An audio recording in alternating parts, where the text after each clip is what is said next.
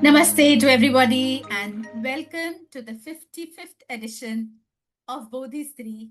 And I invite you into this conversation on behalf of Bodhi Stree and the G100 Eligose Endorsement Wing.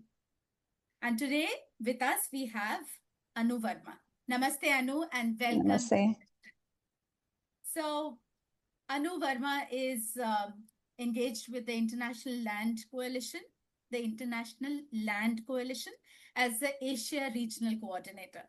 Now, land is something that most of us often don't even consider that we are occupying some part of it as we live in our large apartment complexes. Anu has worked for years together with people and realized that true power lies in the hands of people and things are right only when it gets there. She spent many years working on a very, very important aspect, which most of us have very little clue about.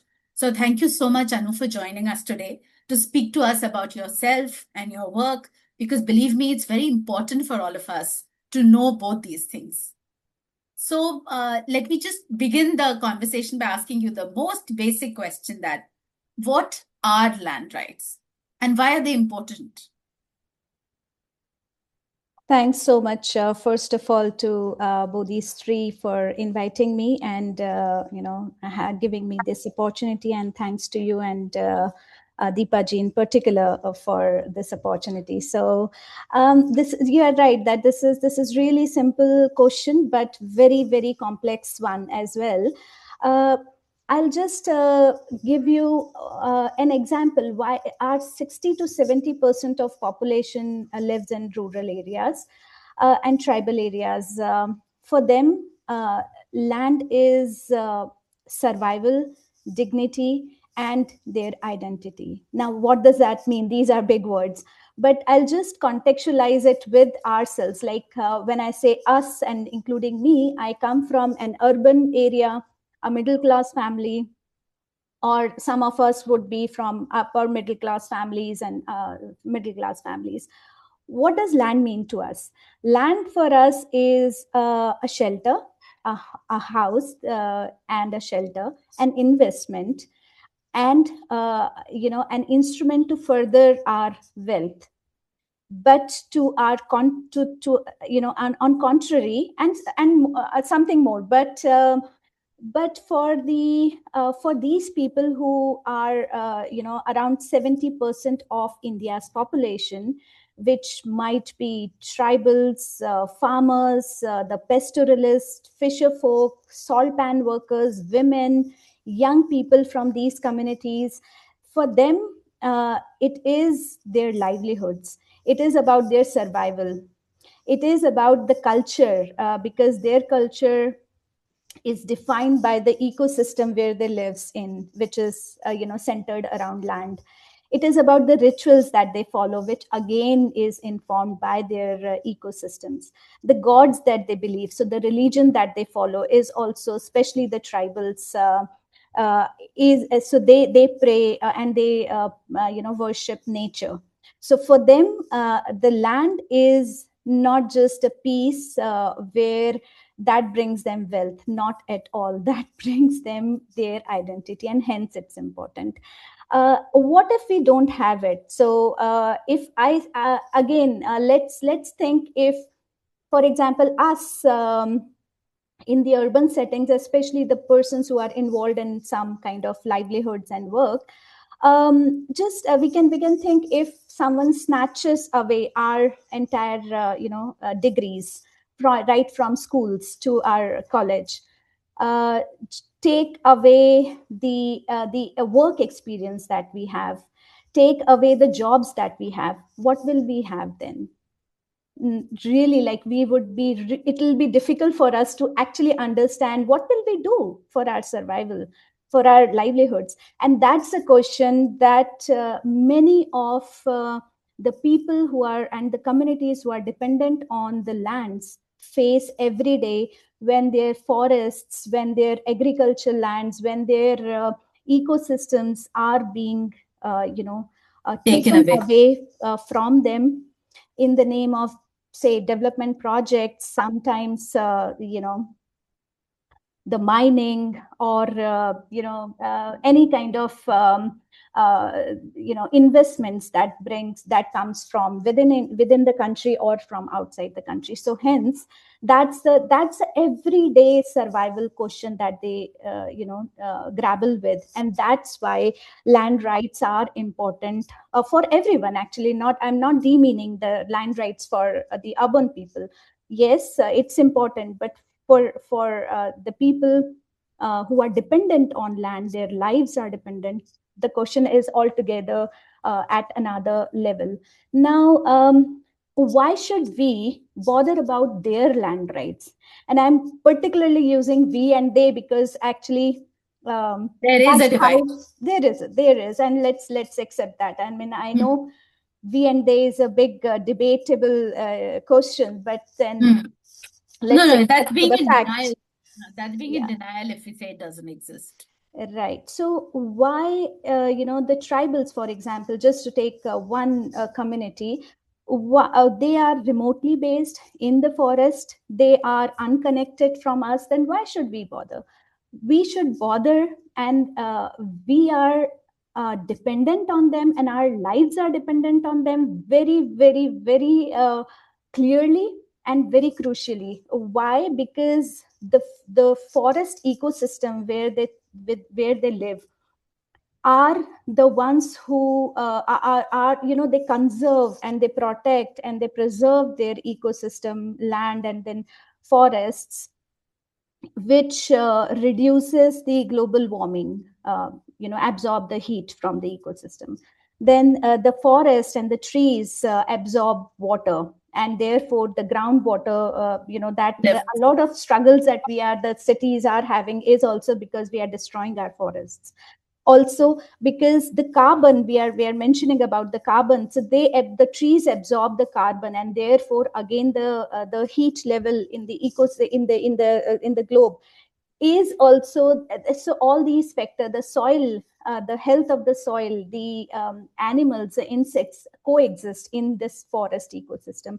They are the food producers for us, and therefore we just cannot afford to not bother about the land rights, because it is, many studies have shown very clearly, and their findings are very evident that the forest or the ecosystems, the natural ecosystems where people and the communities are living, have better biodiversity, have better, forests, for example, have better health, have better trees. And the places where the communities are not living, the degradation of forests or land is rampant. And therefore it is important for us to really appreciate and also Yeah. see that their contribution are immense in our Hmm. day-to-day lives. I'll just stop here and No, let. yeah, there's a lot that you have said, Anu. I've got a pen, and that's why I'm writing, because to even process and understand this kind of takes little time, because it's like a uh, shift which we have never imagined. We have always looked at land as an asset and houses as an asset. We've never looked at as being central to identity. Today, if somebody throws me out of my house for whatever, in any illegal way, I still can go somewhere else and build a life for myself. But somebody who actually is taken off his land and whose life and identity depends on the land, if that land is taken away from that person, it's almost like entering a world with total amnesia. You've forgotten everything that you've known, and you don't even know where you are, how you will. It's such a scary thing, actually, to think about it. It's really scary. And the second thing which I'm really so I'm just wondering, climate change, we are hemming and hawing about it all around. We are worried. It seems like everybody is very worried. And we are talking about things which are so, right on the surface. Something as crucial as land rights, if protected, would make sure that people, those who own the land, are the ones who are sentimental about that land, who are actually tethered to the land with their culture, tradition, habits. So they don't have to do anything green because they are green. So if in case we would take care of that, probably climate change is not something that we'll worry about. So we are worrying about a tertiary problem. The primary problem is this, actually, from the way you're telling me. This Absolutely. now tell me that how does gender play what is the gender play in this? That's again an interesting and a very close aspect of my journey of learning land rights from the women themselves. So I'll just share with you a couple of incidences that has happened, and that'll help us to realize that what how gender angle plays a role in land rights. So recently, it is the last Bhai Dooj, in 2025 rather, there was this revenue officer in Rajasthan. Mm-hmm. He had published um, a notification, or you can say a press release in Mm-hmm. up in newspapers, saying that, and this was an Hindi newspaper, therefore I'll quote the Hindi, the way it was expressed.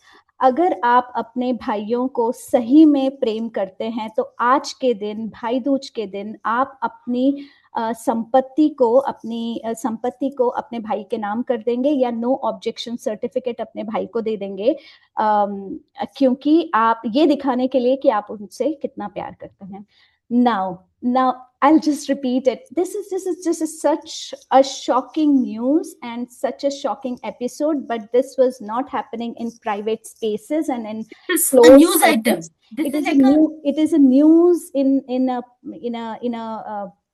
national mainstream. newspaper, yeah, in a legacy media, and it was not objected to, and there was yeah, so no one talked about it. But it says that if you really want to gift something, and if you really want love your brothers on this Bhai Dooj, you should gift your property in your name, either in which is already transferred to your name, or it is to you give no objection certificate that I mean, I don't want your property in. And this is part of the inheritance law in 2005, which gives rights to the daughters to get the property from their parents. Now this happens, and this is just one incidence, and there was no objection. It was a sangathan in Rajasthan, which is Ekal Nari Shakti Sangathan, who objected, My it. God. And then this person was kind of fired and suspended. But he has done this in previous two districts, where nothing happened. They came to know, and therefore they objected. So hence, you see the gravity of problems. Yeah. Yeah. One is you are struggling with the intersectionality of your community, say you're tribal or you're Dalit, or and then you're women, and that makes things all the more Was. complicated, and these people are vulnerable. The second example I wouldn't want to give you is that in many of the tribal areas, and I won't say that it is restricted to tribal areas, but you might have heard somewhere about the Dakan Pratha, the Dayan and Dakan Pratha, that as they say, which is witch crafting and witch hunting.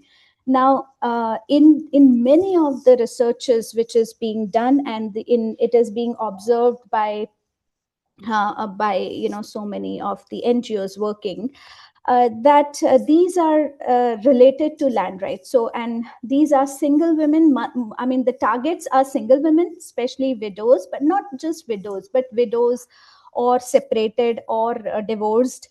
But then they are targeted because if they get the land will go away from the family contours, and therefore to get the land back, they are labeled as Dakan and Dayan. I myself was, when I was working in Chhattisgarh, I came across this incident which was very disturbing. That this was this one woman who after her husband passed away, he was kind of wanting to get the property, and therefore to not give the property, the family started to label her as the witch. And that time she was objecting, no help, and no one supported her. But then two of her friends came up, and the one of them was separated, and other one was married. But then all these three were targeted then as witches in that village. And the kind of treatment that has happened to them, they were stripped of, they were paraded naked in the village, where their own family members. And in villages, you have some or other relatives, so all of them were there. And no one, and it is not these three people I'm saying, this is happening so much. And they might say that it's not happening these days, but no, it is very much there. And the center point is land. So because the land should not go away from the families, and this is how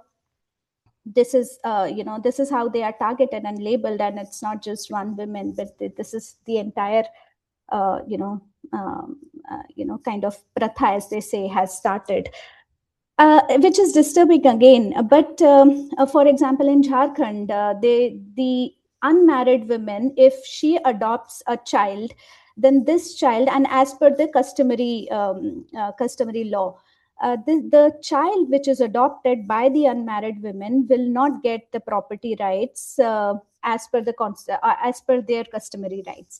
Now, because of which, the unmarried women, if they don't have, or they choose to, or they have not gotten married, they can't even have a family of their own, because I mean, or else, if the choice is that even if they have their own family, but she cannot inherit, or the child can't inherit her own mother's property, her or his own mother's property, which is so these are some of the examples where it is not about the laws which are not favorable.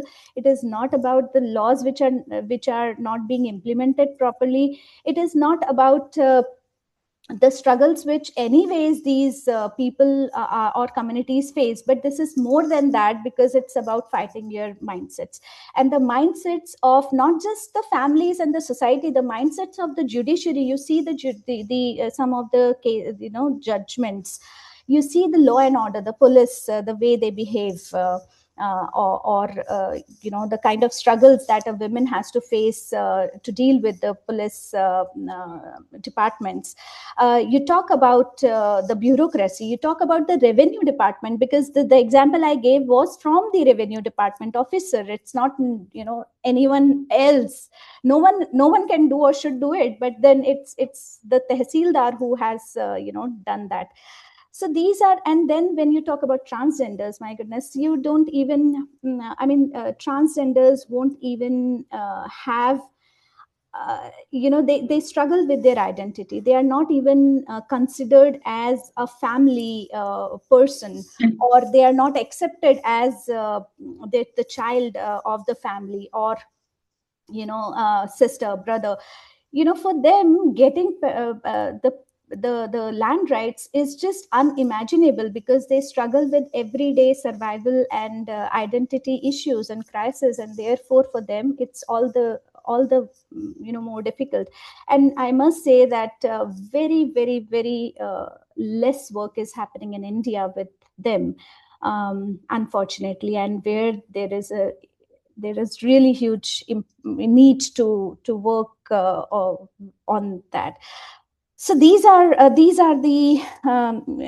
some of the issues that where a gender angle is very important, supremely important. Otherwise, you just leave the entire 50% of the population, because just having a good say Forest Rights Act doesn't help, because or not just forest rights, but let's say Inheritance Act. So inheritance, this is a very progressive, because in many countries it isn't there. So India is really, really progressive in having some of the progressive laws, though. But then how about its implementation? What about our own mindsets? And it's not say happening in tribal areas or rural areas in our own families. Is it Oh, easy? yes. Is it Oh, easy to get the when, right when from? when you mentioned that, saying that give away your property to your brothers, I mean, I have witnessed it in my family. My mother has done it. I have witnessed my aunt, so many, and it's supposed to be like kind of, I mean, it's default. So Absolutely. there is, so what I'm hearing from you is that there is this devious methods being used to snatch women of their right to property, actually, to have over here. So one is social norms, like we mentioned about you give your brother a gift. You're also saying there's coercion happening in the form of, targeting women that they are witches, Darkney and Darken that you were saying. I mean, they're inhuman, is all I can say. They're inhuman, and we do not even such things are happening. Then you spoke about, traditions. Traditions are working against women because they've been laid out in a way that they are favoring for men to own land. As if women do not have, for whichever way the society worked out its system, it needs to be revisited. But so, as you said, that yeah, laws are there, but governance in our country, we are still struggling. I mean, this is a pure case of corruption where somebody from the revenue department is furthering the cause of people who've probably given them money to make people believe certain things. And I think the most important thing, and I'm glad that we are having this conversation when you spoke about how bureaucrats and how judiciary behave, is because there's no sensitization to the importance of the subject. Because as I'm speaking, if women have more land, I'm sure they will be tethered to the land with traditions even more than men do. So biodiversity will exponentially go up if there are more women who are actually owning land. So why are we not even talking about it? So you're saying 60 to 70% of the land is in the rural areas, out of which half of it, so 35%, women in the world are losing access to their rights over property. How much are we losing? If we fixed that, probably climate change would be reversed. It's easy to say, but at least we are talking about it. Tell me about your experiences. So, how do you work with these people, and what in your childhood inspired you to get into something like this? Tell us that story. Yeah, this is very, very. So I was born in Indore, which is one of the districts of Madhya Pradesh, and in a middle class family. I was with my grandparents and with my parents, and I have two siblings. So I was a middle child, and I was a average student, reserved, a little timid, but I was very keen observer of what's happening in my surrounding. And while I was not very social, I was not very outspoken, but when I was growing, I remember that I used to question the gender based differential treatment that the women would get. I would observe. I won't say that I would question by then, but I had this feeling of, oh, that's something different. And these are very, very simple, very normal, or we call it normal things in the families. Like my mom was working; she was a teacher, so she would cook. She would go to the school, then come back, then teach us. And then again cook, and in the meantime she'll come running from the school because it will be the time for my grandparents to for their tea, and then she'll take care of the grandparents and all, while my father would is was working, and he would go to the market after the office hours. He would go to meet friends, and his friends would come home. But then actually, my mom, their friends, I've never seen her friends visiting us, or she going to her friends. And also, while coming back in the family in general, if you have guests in the family, your relatives and all, the men would eat first. I mean, in general, the men would be served first the hot food, and then the women would sit together, and therefore no hot food, they would cook for themselves and then eat. And I used to say that I was a little, I didn't like that, because sometimes I used to feel that why this has to happen. And even I remember that we would eat as children, but then my grandparents would also wait for my father. My mom has to wait for my father once he comes home, and then she would eat with, with him or after him. So, and this was, then I realized that this was not just in my home. It was everywhere in my friends' family, or wherever I would go. That would be the norm, and therefore I won't question. But as I was growing, my questions also became a little uh, complex, or not complex, but then I used to question the decision making. For example, if the property needs to be purchased, why only men would decide? Or if there is a good argument from the women, and it's not just in my family, but in, I've seen in other other places as well, that if it is a good argument from a woman, but then the decision would be men's, ultimately. And then in the revenue department, I was going to, I for my own property, I went to the revenue department, and I saw all men there, and it was only women would come with their counterparts, like male counterparts, or their brothers or someone, but there would be male, and women would be going with them, or you know and therefore I used to ask myself, why is that so? Now, why, this entire, why this structure, a systemically kind of designed structure existing not just in the private spaces, but also in the public spaces. And but then what transformed me is, when I started, and I'm glad that I got this opportunity to work with the, again, as I said, Ekal Nari Shakti Sangathan in Rajasthan. This is around 1 lakh women came together, who are single women in Rajasthan, who came together and are working, are just together as a solidarity. They are working for themselves, and Community. therefore, yeah, it's just a single women, sangathan. So, what I learned three things which changed my perspective about my own life. I would say it was really transformational. One is the power of women, which I saw in uneducated, uh, and not that elite, so as to case, so called elite, or coming from a very poor background. But then I learned from them the power that they have, the power to exercise their own agency, the power to say that what is my right, and this is my right, and I'll exercise it. So that kind of agency, which I've not seen in urban areas in my own Yeah, yeah. surroundings, which is something really a big learning.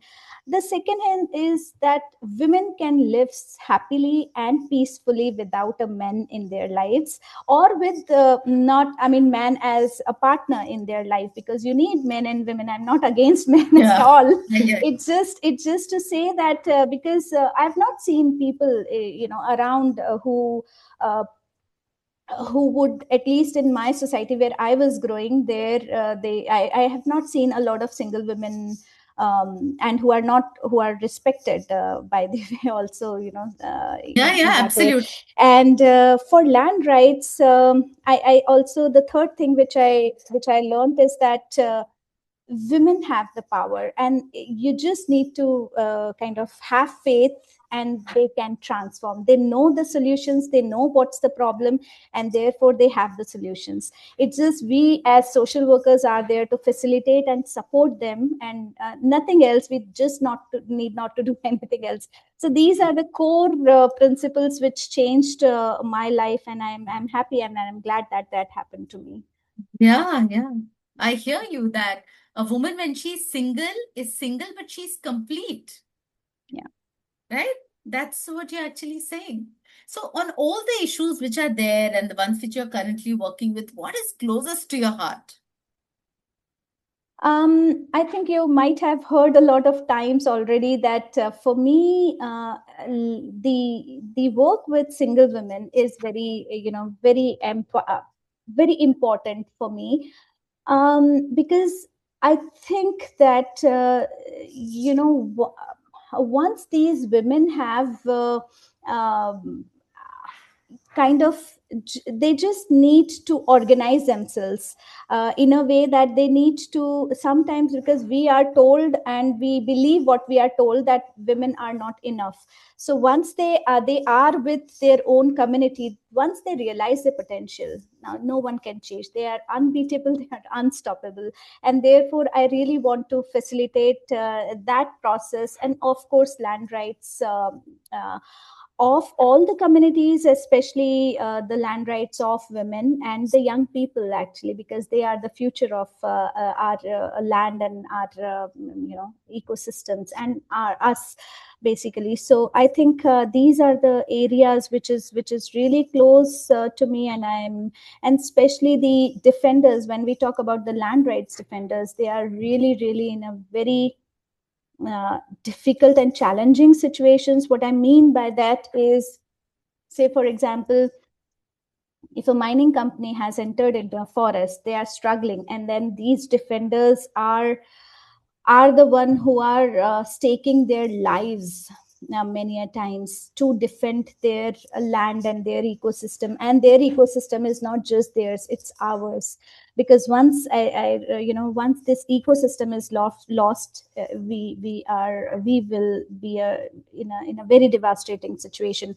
That's what you might be hearing about Aravali Hills, what's happening right now. So we need to really stand for that, and therefore the people who are standing for it are the Have to be people supported. who, yeah, are needs a strong backing and support, and therefore that's really crucial. And so in my journey of right now, the juncture where I'm working in 15 countries in Asia, this is one of the focuses that we are having, is to support the land rights and environmental rights defenders, because without them it will be difficult for us to survive in a And healthy manner. And as you were speaking, I just did a quick internet search to find out that the number of single women are rising year on year, and it's going up to 45 to 50% of women between the age of 22 and 50 are single. So that means half the women between the age of 25 and 55 are single. So I think it's a very, very important constituency that you're actually working with.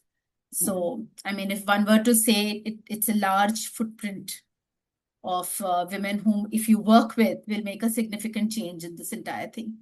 I also remember you saying that, and you spoke very breezily about the pastoralist, what you the pastoral community. So when you spoke about it first, again, there was another thing which I had never even considered that they even exist.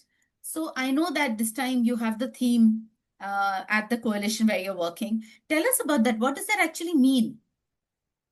No, thanks for asking this, because the pastoralists community are, you might have seen, and this is a very naive way of identifying the community, which is also a shame for all of us, and I'm including me myself, because I did not know about this community a couple of years before.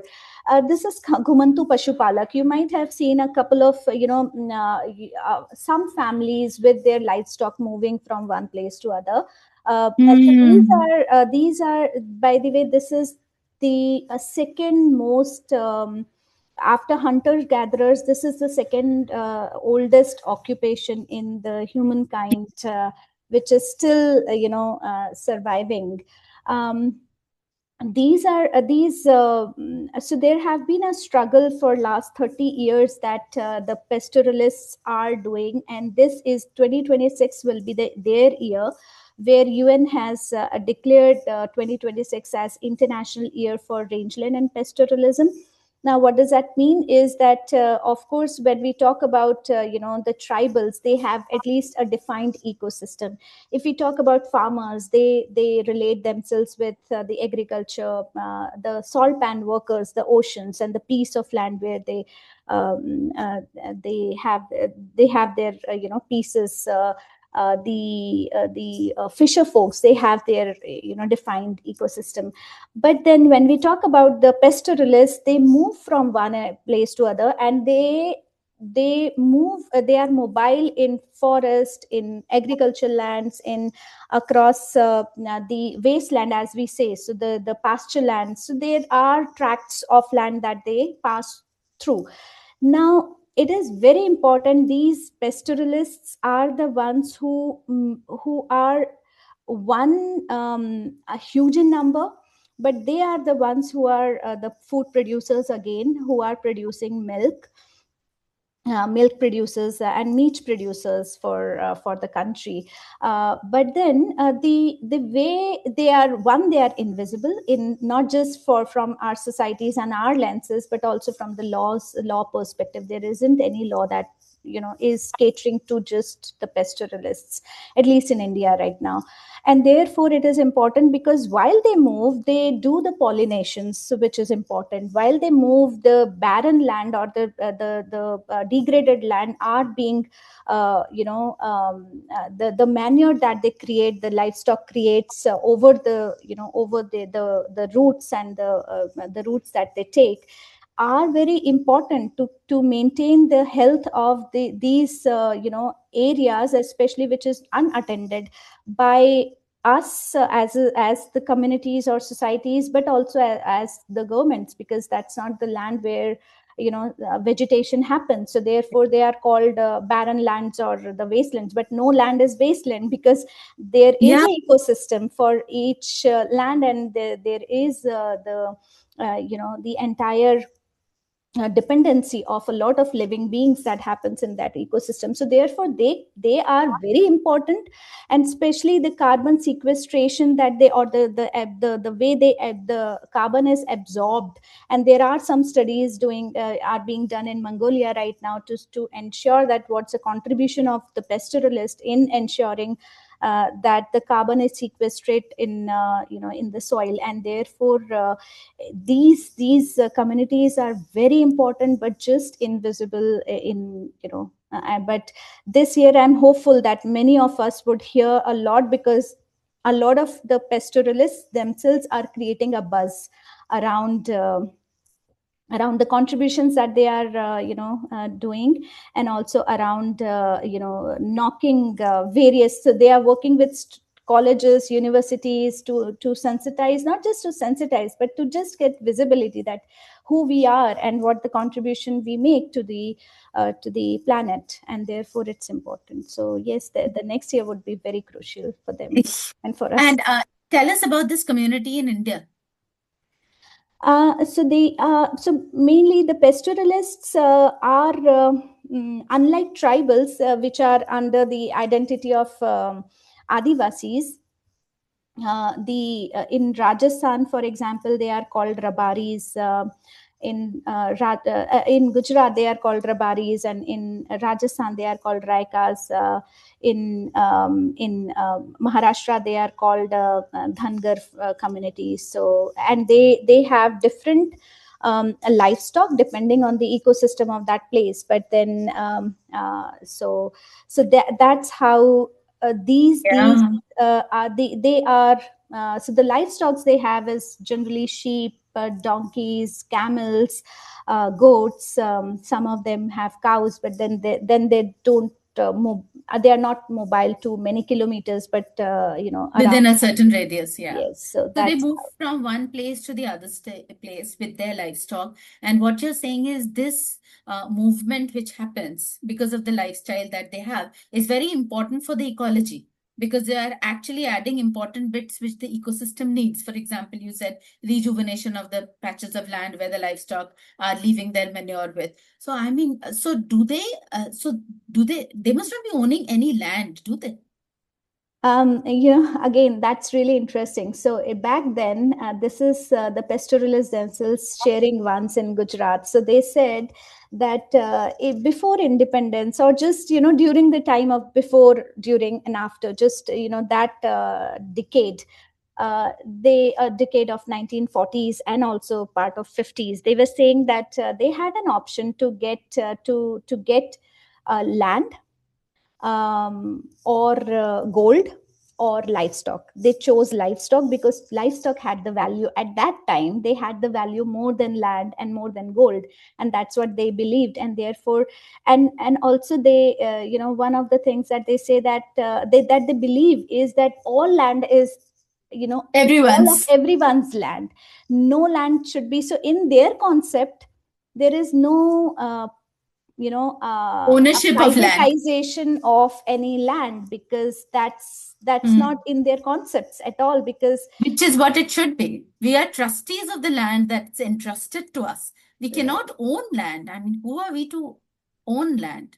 yeah, It's very interesting. These are things that most of us who are sitting at our laptops and working and thinking we're changing the world have no idea about these people who are actually helping us just breathe, eat, and live with by them choosing to live the way they live actually yeah, and because not they believe that it's not a production system, which the researchers at the NGOs, most of the NGOs say the pastoralist is a production system. No, for them it's a way of life. it's a And way the of way of life. life which is coexistence with the livestock, because for Yes. them the livestock, because they are mobile in search of the pastures for their livestock.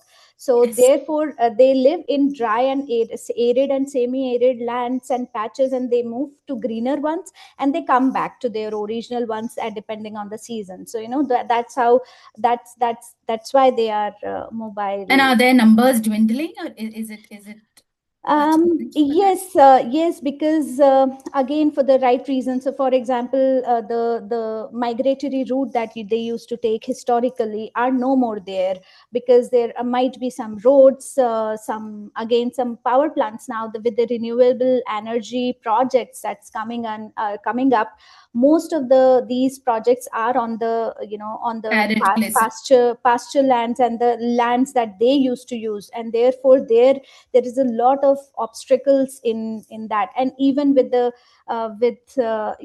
conservation kind of legislations now, their entry to forest, which was very welcoming otherwise, is no more welcome. So they are not welcome. So they are the they are the illegal they Occupants. have occupants of the places of forest, for example, sometimes. So therefore, that the life is really struggling, and therefore they many times they feel that better to sedentarize. But then there are and that's the hope, that's the entire hope. There are a lot of struggles, problems, challenges that we are talking today, but there are solutions, and there are positive stories that they are bringing in, and they are struggling for their identity, and they are saying that we are not giving up, because that's how we have been living, and therefore the struggles that they are having and the victories that they are having are the hope for us, and that keeps us motivated, because as I said, they have the solutions and they know. And I remember I was meeting a kaka in Gujarat, and I was saying that it's climate change happening, and it's really must be difficult and challenging for them. And the way he said, "क्या वातावरण का परिवर्तन की बात आप लोग कर रहे हो, कुछ भी तो नहीं है। हमें पता है हर वो दे से ड्राउट एज दुष्काल, दे से हमें पता है हर 3 साल में दुष्काल आएगा, हमें पता है कि हमें अपना लाइफ स्टॉक चेंज करना है, हमें अपने रूट्स चेंज करना है। There is nothing like climate change for them, so because they are used to, for these many years, centuries rather, they are used to all this the um, erratic climatic conditions, so they know how to deal with it, and therefore they have the solutions. They have ways to forecast the next year's weather, and therefore they change their migratory pattern accordingly. So they are way forward and way more scientific than than Very true, people very true, think. very true. So when we talk about, like, for example, in the new education policy, they're talking about Indian knowledge systems. And those of us who work in the area, we say that more than the systems, is the traditions that we have to discover, document, and leave it with the generations who are coming, so that we know what is the right way to live. Because we just don't know what the right way is. And thank God for people like Kaka and the others who are so resilient in their spirit to say, हम तो लगे रहेंगे चाहे कुछ भी हो जाए, because probably they understand it much better than Yeah. us so-called educated folks actually. So land rights, and therefore biodiversity must be also very connected. Yeah, you nailed it actually, because biodiversity is just a recent, traction, Term. the term that has gotten traction. But actually, for the communities who are living on and dependent on land, the land and biodiversity coexist, or just, are, two sides of the same coin. Um, because For example, diversity of genders, diversity of food, and diversity of perspectives, anything. So we live in a diverse world. Hmm. Biodiversity, or the biological diversity, is just which is very natural, which is really organic, and that's how our nature works. So nature never works one sided, approach. And therefore, uh, what is, for example, forest as an ecosystem, or forest as a habitat, has animals, they have insects, they have birds, they have trees, they have plants, shrubs, herbs, and people in it. So they all coexist, and therefore it is important that these habitats are remain intact. Because as I said earlier, that more and more researches are happening, more and more mapping that is happening, which shows very clearly that where there are people, and many a times, the certain lobby working on ecology, or conservation especially, believe that the ecosystem without people are better, generated, or then kind of flourishes better. But um, um, but actually, when where people, and now the studies are showing that where people are there, or the communities are there, the forest thrives, or the ecosystem thrives. And therefore a disconnect is really detrimental for the humankind. It has to be connected and keep, this relationship intact. In Odisha, yeah, actually, Living Farms is one of the organizations who has come up with 1,500 variety of food from the forest, 1,500 varieties of food, again from plants and animals. But then these are powerful examples of what these ecosystems mean for the forest dwellers, but also for Us. non-forest dwellers like us. And also, it was interesting when I was working with, again, in Gujarat, with the pastoralist families, and I used to walk with them, like understand, go with while they where they are walking. They used to tell in that area that, when to cut which tree, when not to, how much should be cut, and how much should be, remain for it to regenerate, while the next group would come, or the next season will come. So they know their ecosystem so well, and therefore they know how to maintain the biodiversity. And biodiversity is nothing but a relationship between all the living creatures in that ecosystem, and they know how to exist each other with each other. And therefore land is so crucial in that, whether it is ocean ecosystem, whether it is forest, whether it is pasture land or agriculture farmlands. But then it's important that we understand this Yeah, yeah. biodiversity, and position land very, because I was recently, I was in one of the sessions where this person was sharing very they were sharing that nowadays we are cutting the forests, which we know, and then we are planting a lot of forests, saying that, see, they are creating forests, we are planting. So but then we really need to understand the plantation is very different from forest. So the forest takes centuries to become a forest ecosystem. Plantation is just can happen in couple of years, nothing much is required. But then we can't even understand. So just plucking or pulling, or just keeping one, say for example, butterfly away, it can be Yeah, really absolutely. disastrous for the ecosystem. So just one small living being is so crucial for maintaining the health of the planet and health of that ecosystem, and that landscape is so supremely important for us to understand, and which is sometimes we fail to many times we fail to understand, unfortunately. And or I won't say fail to understand, but sometimes it's the vetted interest that we have, that we uh, I think we are also moving towards a world where we're looking at oversimplification of things, and we like it when things are simple. And but the universe is not simple. It has order, but it is mm, complex. Like you said, a plantation has to be maintained. A forest doesn't need maintenance. A forest is an ecosystem which is alive and which nurtures all species within itself. A plantation can never do that. So it is so actually, I mean, to say the least, stupid to think that you can transplant trees from one place to the other.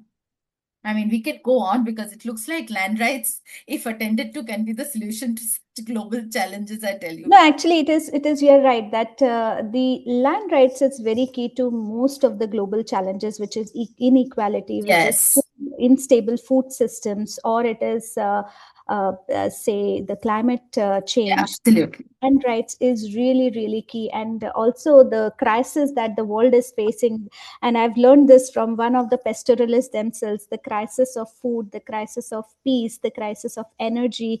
And therefore it is really really important to have land as a core, and land rights to the right people, huh? That's important, Yeah, because yeah. it's to wrong But then people. that is right. We are talking about rights, not privilege that people have. That's right, So that's now right. I think questions have now started flowing in, Anu. So the Okay. first question is that Linda is asking that women getting access to land and land rights, what is the best way to go about it? Is it to belong to a community? Because it doesn't look like the government can do much about it. What is the way out for women? Um, I think it's a really good question, Linda, and thanks for asking this. There is no one way, I would say, of going about it. The trajectories are different, and it depends where are we sitting. So, yes, I would say the land rights of the community, the best way, the movements and the struggle, and the organizing themselves, mobilizing themselves is the key. So if they claim for their rights is where we should do. But then what should we do? Or uh, and therefore it is important to be sensitive, it is important to be empathetic to the communities, but also to push through however way we can amplify the voices of these communities, the way we can facilitate these dialogues, and to also connect these communities to the policy makers. And that's and also influencing policies and questioning, because I think what we are not doing enough is questioning our policy makers, questioning the bureaucracy, which is also responsible for implementation. So we can do our own bits in our own ways, and which is a huge contribution, because what's happening is that the communities are struggling without any support, and therefore this divide is really helping a lot of people and Yeah. power structures, I would say. So therefore it is good to come Yes. together and unite our struggles, and be a voice for each other. I so totally agree with you that even a little bit done is also, you might not know what it turns out. Somebody might just get inspired to take up the cause as a part of their career and do something which is probably earth-shatteringly different to make a impact on this. So there's another question which has come from Sigra. She says, where can one obtain authoritative information on the documentation and procedural requirements for land or landed property, differentiated by acquisition through purchase versus inheritance? I understand these requirements vary based on land use approvals as well as national and state regulation. However, is there a single reliable source of truth? And what key considerations should, if somebody is an NRI, have in terms of stuff like this? So I think this is somebody who's thinking of protecting their own land rights living outside of the country, but protecting it in India. Thanks, Igra. And there are this is really complicated again, because India, as you know, and as you already mentioned in the question itself, that we have state laws. We don't have a unified country law for the land, and land is a state subject, and therefore it is where in the statistical office that this is kind of this can be found out. But then not just that, I would say that this digitalization of land records has happened or is happening, and this is really progressively happening. I mean, of course there are both uh, counter debates about it, but one of the things that is good, which has happened out of the digitalization of land records, is that someone sitting out of the country can also know exactly this piece of land belongs to whom, and so they have this khasra number where you can find it. So you need to really see the state records to ensure. And I must say that the date we are not really doing great on data right now, but still digitalization of land records is something. And if you want a particular country states data, then perhaps you can write to this Bodhi Stree separately, and I can find that for you. Sure. But if you ask that there is one singular source of data, I'm not aware of any such data source that's existing for India as a whole. Given it's a state level thing, I think it will have its own challenges because it's state subject. So we have Priya Parvani over there. She says that she loves to hear about the work that you're doing. And is there any way that you can partner? So Priya, just drop in a message to Bodhi Stree and we'll connect you with Anu, and you can take the conversation directly with her. If there's anything that you would want to do and help with the cause, Anu could direct you to the right place then. So are there any, I'm just checking, are there any more questions which are there? I don't think there are any more. So that brings us to the exactly dot 4 o'clock. Thank you so much, Anu. This has been such a enriching conversation.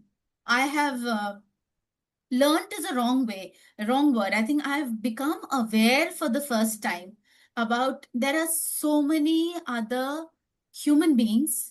There are so many other groups of human beings who are living a difficult life and possibly making my life easy today, and I don't even know about it. And I think that my heart is right now so full of gratitude for these people who I do not know and I don't understand. But thank you so much for making them visible to us. I think that's the most important thing that happened for us. And I also realized how important it is for women to make sure that whatever access they have, they protect those access to the property and land that they have, because there is power in it. And if you want to make a change, then you cannot easily let go of the power. And if you, as you say, there's power in the community. If we see any other woman struggling, I think it becomes so important for all of us to rally around together for that. So thank you so much for making the time to come and speak to us today.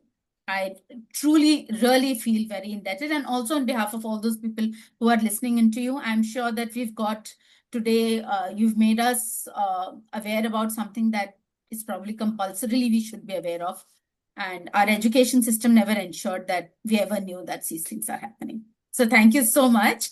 And to those of you who are listening, we see you on Bodhi Stree next month again with another interesting conversation. And Anu's there on LinkedIn. Please feel free to reach out to her. I can tell you that she would be one of those people who would be happy to extend help or assistance or have conversations with you to make you understand the subject better and help you make an impact in whichever way you think that you've been inspired today to become a part of this movement. So thank you so much, and see you the next time. Namaste, and thank you, Anu, again so much. Thank you so much to you and Bodhi Stree for this opportunity. And I'm glad that we could have this conversation, and let's have more such Of these again. conversations Yes. later. True. Thank you so Thank you much. so much.